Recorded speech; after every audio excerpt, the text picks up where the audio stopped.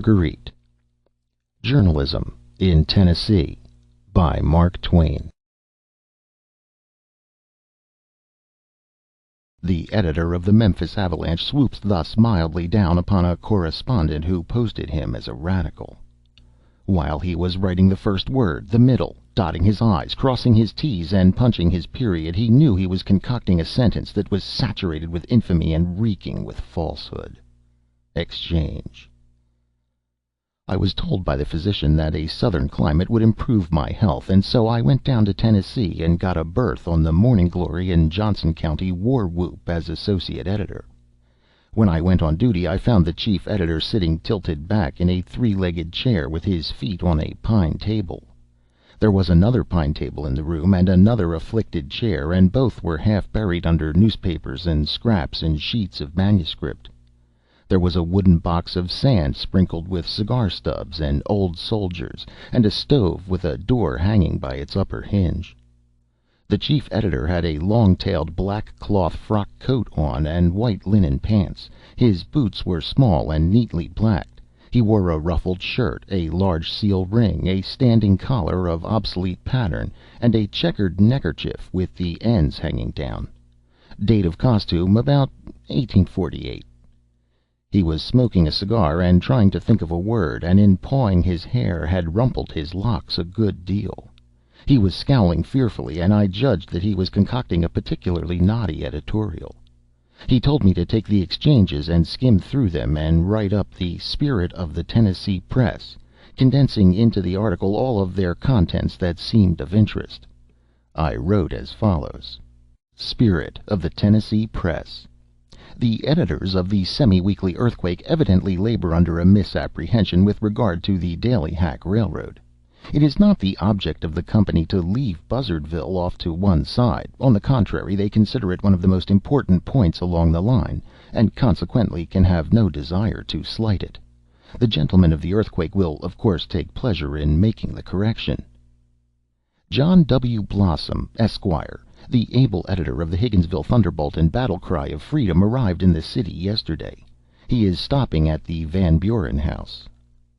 We observe that our contemporary of the Mud Springs Morning Howl has fallen into the error of supposing that the election of Van Werter is not an established fact, but he will have discovered his mistake before this reminder reaches him, no doubt. He was doubtless misled by incomplete election returns. It is pleasant to note that the city of Blathersville is endeavoring to contract with some New York gentlemen to pave its well-nigh impassable streets with the Nicholson pavement. The Daily Hurrah urges the measure with ability, and seems confident of ultimate success. I passed my manuscript over to the chief editor for acceptance, alteration, or destruction. He glanced at it, and his face clouded. He ran his eye down the pages, and his countenance grew portentous. It was easy to see that something was wrong. Presently he sprang up and said, "Thunder and lightning! Do you suppose I'm going to speak of those cattle that way? Do you suppose my subscribers are going to stand such gruel as that? Give me the pen." I never saw a pen scrape and scratch its way so viciously, or plow through another man's verbs and adjectives so relentlessly. While he was in the midst of his work, somebody shot at him through the open window and marred the symmetry of my ear. "Ah," said he, "that is the scoundrel Smith of the Morro Volcano. He was due yesterday." And he snatched a navy revolver from his belt and fired. Smith dropped, shot in the thigh. The shot spoiled Smith's aim, who was just taking a second chance, and he crippled a stranger. It was me. Merely a finger shot off. Then the chief editor went on with his erasure and interlineations. Just as he finished them, a hand grenade came down the stovepipe, and the explosion shivered the stove into 1,000 fragments. However, it did no further damage, except that a vagrant piece knocked a couple of my teeth out. "That stove is utterly ruined," said the chief editor. I said I believed it was. "Well, no matter. Don't want it this kind of weather. I know the man that did it. I'll get him. Now, here is the way this stuff ought to be written." I took the manuscript. It was scarred with erasures and interlineations, till its mother wouldn't have known it if it had had one. It now read as follows: Spirit of the Tennessee Press. The inveterate liars of the semi-weekly Earthquake are evidently endeavoring to palm off upon a noble and chivalrous people another of their vile and brutal falsehoods with regard to that most glorious conception of the 19th century, the Ballyhack Railroad. The idea that Buzzardville was to be left off at one side originated in their own fulsome brains, or rather the settlings which they regard as brains. They had better swallow this lie if they want to save their abandoned reptile carcasses the cowhiding they so richly deserve. That ass Blossom of the Higginsville Thunderbolt and battle cry of freedom is down here again sponging at the Van Buren. We observe that the besotted blackguard of the Mud Springs Morning Howl is giving out, with his usual propensity for lying, that Van Werter is not elected. The heaven-born mission of journalism is to disseminate truth, to eradicate error, to educate, refine, and elevate the tone of public morals and manners, and make all men more gentle, more virtuous, more charitable, and in all ways better, and holier, and happier. And yet this black-hearted scoundrel degrades his great office persistently to the dissemination of falsehood, calumny, vituperation, and vulgarity. Blathersville wants a Nicholson pavement. It wants a jail and a poorhouse more. The idea of a pavement in a one-horse town composed of 2 gin mills, a blacksmith shop, and that mustard plaster of a newspaper, the Daily Hurrah. The crawling insect Buckner who edits the Hurrah is braying about his business with his customary imbecility, and imagining that he is talking sense. Now, that's the way to write, peppery and to the point. Mush and milk journalism gives me the fantods. About this time a brick came through the window with a splintering crash and gave me a considerable jolt in the back. I moved out of range. I began to feel in the way. The chief said, "That was the colonel, likely. I've been expecting him for 2 days. He will be up now, right away." He was correct. The colonel appeared in the door a moment afterward with a dragoon revolver in his hand. He said, "Sir, I have the honor of addressing the poltroon who edits this mangy sheet." "You have. Be seated, sir. Be careful of the chair. One of its legs is gone. I believe I have the honor of addressing the putrid liar, Colonel Blatherskite Tecumseh?" "Right, sir. I have a little account to settle with you. If you are at leisure, we will begin." "I have an article on the encouraging progress of moral and intellectual development in America to finish, but there is no hurry. Begin." Both pistols rang out their fierce clamor at the same instant. The chief lost a lock of his hair, and the colonel's bullet ended its career in the fleshy part of my thigh. The colonel's left shoulder was clipped a little. They fired again. Both missed their men this time, but I got my share, a shot in the arm. At the third fire both gentlemen were wounded slightly, and I had a knuckle chipped. I then said I believed I would go out and take a walk, as this was a private matter, and I had a delicacy about participating in it further. But both gentlemen begged me to keep my seat, and assured me that I was not in the way. They then talked about the elections and the crops while they reloaded, and I fell to tying up my wounds. But presently they opened fire again with animation, and every shot took effect. But it's proper to remark that 5 out of 6 fell to my share. The 6th one mortally wounded the colonel, who remarked with fine humor that he would have to say good morning now, as he had business uptown. He then inquired the way to the undertaker's and left. The chief turned to me and said, "I am expecting company to dinner, and shall have to get ready. It will be a favor to me if you will read proof and attend to the customers." I winced a little at the idea of attending to the customers, but I was too bewildered by the fusillade that was still ringing in my ears to think of anything to say. He continued, "Jones will be here at 3. Cowhide him. Gillespie will call earlier, perhaps. Throw him out of the window.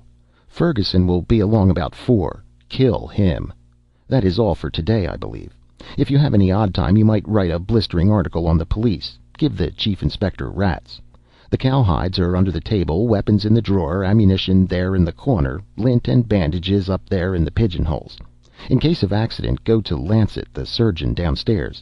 He advertises. We take it out in trade." He was gone. I shuddered. At the end of the next 3 hours I had been through perils so awful that all peace of mind and all cheerfulness were gone from me. Gillespie had called and thrown me out of the window. Jones arrived promptly, and when I got ready to do the cowhiding he took the job off my hands. In an encounter with a stranger, not in the bill of fare, I had lost my scalp. Another stranger by the name of Thompson left me a mere wreck and a ruin of chaotic rags. And at last, at bay in the corner and beset by an infuriated mob of editors, blacklegs, politicians, and desperadoes, who raved and swore and flourished their weapons about my head till the air shimmered with glancing flashes of steel, I was in the act of resigning my berth on the paper when the chief arrived, and with him a rabble of charmed and enthusiastic friends. Then ensued a scene of riot and carnage such as no human pen, or steel one either, could describe. People were shot, probed, dismembered, blown up, thrown out of the window. There was a brief tornado of murky blasphemy, with a confused and frantic war dance glimmering through it. And then all was over. In 5 minutes there was silence, and the gory chief and I sat alone and surveyed the sanguinary ruin that strewed the floor around us. He said, "You'll like this place when you get used to it." I said, "I'll have to get you to excuse me. I think maybe I might write to suit you after a while. As soon as I had some practice and learned the language, I am confident I could. But to speak the plain truth, that sort of energy of expression has its inconveniences, and a man is liable to interruption. You see that yourself. Vigorous writing is calculated to elevate the public, no doubt, but then I do not like to attract so much attention as it calls forth. I can't write with comfort when I am interrupted so much as I have been today. I like this berth well enough, but I don't like to be left here to wait on the customers. The experiences are novel, I grant you, and entertaining, too, after a fashion, but they are not judiciously distributed. A gentleman shoots at you through the window and cripples me. A bombshell comes down the stovepipe for your gratification and sends the stove door down my throat. A friend drops in to swap compliments with you and freckles me with bullet holes till my skin won't hold my principles. You go to dinner, and Jones comes with his cowhide. Gillespie throws me out of the window. Thompson tears all my clothes off, and an entire stranger takes my scalp with the easy freedom of an old acquaintance. And in less than 5 minutes all the blackguards in the country arrive in their war paint, and proceed to scare the rest of me to death with their tommyhawks. Take it altogether, I never had such a spirited time in all my life as I have had today. No, I like you, and I like your calm, unruffled way of explaining things to the customers, but, you see, I am not used to it. The Southern heart is too impulsive. Southern hospitality is too lavish with the stranger. The paragraphs which I have written today, and into whose cold sentences your masterly hand has infused the fervent spirit of Tennessean journalism, will wake up another nest of hornets. All that mob of editors will come, and they will come hungry, too, and want somebody for breakfast. I shall have to bid you adieu. I decline to be present at these festivities. I came South for my health. I will go back on the same errand, and suddenly. Tennessean journalism is too stirring for me." After which we parted with mutual regret, and I took apartments at the hospital.